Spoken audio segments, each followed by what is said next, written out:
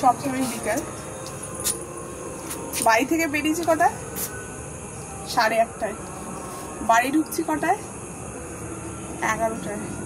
এত গরম, এত গরম, পাগল হয়ে যাবে মানুষ। অসম্ভবকর ব্যাপার। কোনোভাবেই ঠাকুর মনে মনে দেখো, মনে মনে ঠাকুরকে ডাকো, ঘরে পাখার তলায় বসে থাকো। মানে আমার মতন লোকেরা তো এরকমই করবে। ঘাম হলে দাঁড়াতে পারছি না, টোটো নেই, অটো নেই, ভিড়, এর মধ্যে কেউ যায় ঠাকুর দেখতে? আমার তো দম নেই বাবা।